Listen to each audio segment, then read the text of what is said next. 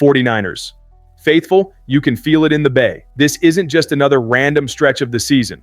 On one side, you've got a superstar chasing a level of greatness the league almost never sees. On another, the front office is quietly studying a pass rusher who could become that sneaky move nobody talks about now but everybody respects later. Add in practice squad tweaks, kicker drama, and 2 rookie defensive tackles starting to show real teeth, and it feels like the 49ers are rebuilding the engine while the car is still flying down the highway. Settle in, because every piece of this story connects directly to January football. It all starts with Christian McCaffrey. A year ago, after a brutal run of injuries, calf, Achilles, knee, a lot of people wondered if he'd ever look like himself again. He played only 4 games in 2024, and the conversation shifted from superstar to can his body hold up. Fast forward to now, and he's not just back, he's leading this offense and putting together a season that forces the whole league to look up from the stat sheet. Right now, he is on pace to hit 1,000 yards rushing and 1,000 yards receiving for the second time in his career, something no player in NFL history has ever done twice. That's red and gold ink being written straight into the record book with every carry and every catch. What makes it even more impressive is that it hasn't been smooth or easy. McCaffrey leads the league in carries, but his yards per attempt have dipped compared to his most explosive seasons. There are games like the one against the Rams where every yard feels like a street fight and nothing comes clean. Then he turns around against a softer front like Arizona's and rips off efficient runs again, reminding everyone that even when he's not at full peak, he's still more dynamic than almost anyone else on the field. You can see the evolution in his game. Less about one huge play saving everything, more about every snap, every route, and every reception stacking pressure on a defense. And his role has only grown. With injuries and inconsistency around him, McCaffrey has basically become the heartbeat of the offense. He's the safety valve on third down, the mismatch when he splits out wide, the player the quarterback automatically looks for when the pocket starts to crumble. He doesn't just rack up yards, he stabilizes everything when things get shaky. That's why the awards conversation isn't hype. He is a clear candidate for Comeback Player of the Year. And if he really finishes with that rare mix of rushing and receiving production again, he blasts the door open for Offensive Player of the Year. The NFL already knew he was special, it just didn't expect him to rewrite history twice. While McCaffrey chases greatness on offense, the front office is working in a different lane, hunting for value in the pass rush. That's where a name like Casey Toohill starts popping up for the more plugged-in fans. He's not going to dominate headlines or sell jerseys, but when you look closely at what he brings, he has exactly the kind of profile that fits this defense.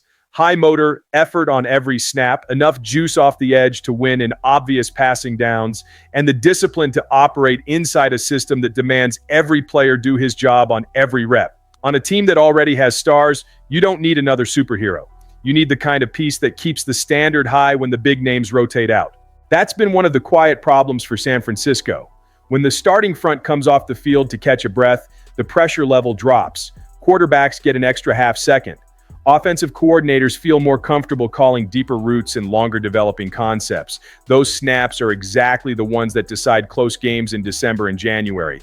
A player like Toohill drops right into that gap. You bring him in as a rotational edge, let him attack tackles in third and long situations, and trust his effort and urgency to keep the energy up. He doesn't have to be the closer, he just has to make sure there is never a comfortable moment for the guy under center, even on so-called rest snaps for the stars. Then comes the money side of the equation. With big contracts already spread across the roster, the 49ers can't fix every weakness using expensive, top-of-the-market signings. Toohill, as a second or third-tier free agent, would likely sign a short, incentive-heavy deal that fits the cap and the moment. It's low risk with very real upside. It's the classic, if it works, you look like a genius, and if it doesn't, you move on quietly, move. In a smart, aggressive front office, those are the bets you want stacked up throughout the offseason and into the regular season. That's why when you put scheme, cost, and need together, linking Toohill to San Francisco feels less like fan fiction and more like simple, practical logic.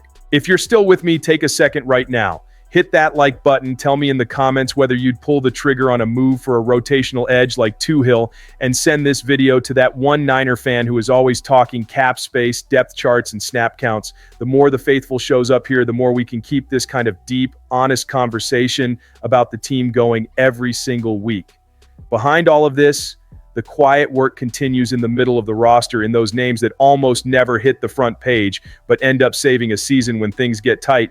Linebacker Stone Blanton is one of those. He arrived as an undrafted rookie, fought for reps, spent time on the practice squad, got released, and now is back right when Tatum Bethune goes down with a serious high ankle sprain. At first glance, it might look like just another small roster update. In reality, it tells you exactly how much this coaching staff values continuity and trust. Blanton already knows the playbook, knows where he is supposed to be, and understands the effort standard this defense demands. When injuries start to stack up, you don't want to be teaching everything from scratch to someone who just walked in the door. You want a player who has already lived inside the system, who can be elevated from the practice squad without becoming an immediate target for opposing coordinators. He's not coming in to be a star. He's coming in to keep the structure from cracking when the pressure hits. That is the difference between a team that merely survives injuries and one that collapses the second the depth is tested. At the same time, the drama on special teams shows how much every detail matters. Eddie Pinheiro had been a crucial stabilizing force, bringing calm to a position that has caused real stress in recent years. One mild hamstring strain changes everything. Suddenly, you need a real plan B, not just a name on an emergency list. The 49ers brought in a group of kickers for workouts, studying resumes, pressure kicks, mental toughness, and recent form. In the final stage of that process, two names stood out: Matt Gay and Cade York, experience versus youth, scars versus potential. In the end, the choice landed on the veteran. Matt Gay arrives to be the insurance policy, likely starting out on the practice squad, while the team keeps a close eye on Pinheiro's recovery timeline. The message is crystal clear. This is not a year for wild experiments. When you are fighting to stay near the top of the NFC, you cannot afford to play around with field goals in tight games. You bet on someone who has already felt that pressure, who has missed, who has bounced back, and who understands that sometimes a single kick between the uprights decides the mood of an entire locker room. All of this is unfolding at the same time that the defense is going through what feels like a live, high-stakes lab experiment. With stars like Nick Bosa and Fred Warner dealing with injuries, and with the overall numbers not matching the dominant standard the fan base is used to, the coaching staff made a risky but necessary choice: let the young guys learn in the fire. Instead of overprotecting them, the staff is handing important snaps to players who might become the backbone of this front in the next few seasons. The 41-22 win over the Cardinals is the perfect example of this controlled chaos. On paper, it looks like the defense was shredded through the air. Jacoby Brissett completed an absurd volume of passes and racked up huge yardage. But when you zoom in on the run game, the story flips. Arizona basically could not run the ball. Outside of one long touchdown wiped out by a penalty, the Cardinals were swallowed up at the line of scrimmage, finishing with a tiny total on the ground. That gap between what the box score suggests and what the film actually shows is tied directly to the work of two rookies, Alfred Collins and C.J. West. Collins, a second-round pick, is starting to move from promising to problem for offenses. His intensity jumps off the screen. He is the type of player who never gives up on a snap, who will cross the entire field to chase a running back, who shows up at the end of plays even when the ball looked like it was going away from him. That kind of effort does not always show up in basic stats, but it absolutely shows up on tape and in the way veterans talk about you. When an offensive leader like George Kittle walks out of a game praising a young defender's energy and motor, you know something is changing inside that building. West, a fourth-round rookie, shined in an even more direct way against the run. He anchored the middle of the line, held up against double teams, shed blocks, and closed down lanes that usually turn into easy cuts for running backs. For a casual fan checking the box score, his day might disappear into the background. For the coaching staff, though, it carries a ton of weight. It is the kind of performance that earns more snaps, more responsibility, and more trust in critical situations. More importantly, it sends a signal that the future of the interior defensive line might be a lot more secure than people assumed when the season kicked off. When you stack all of this together, McCaffrey chasing a historic milestone, the possibility of a smart, under-the-radar addition in the pass rush, surgical adjustments at linebacker and kicker, and two rookies beginning to establish themselves in the heart of the defensive front, it becomes obvious that the 49ers are living through a critical stretch. This isn't the perfect season. It isn't a clean storybook script. It is a year of survival, adaptation, and construction. And that might be exactly why, looking back later, we end up saying that was the stretch where this team grew the kind of edge a champion needs. Now I want to hear from you. Which of these storylines do you think will matter most when the season is over? McCaffrey's historic chase, a quiet move for a rotational edge, the kicker situation, or the rise of this new interior duo on the defensive line?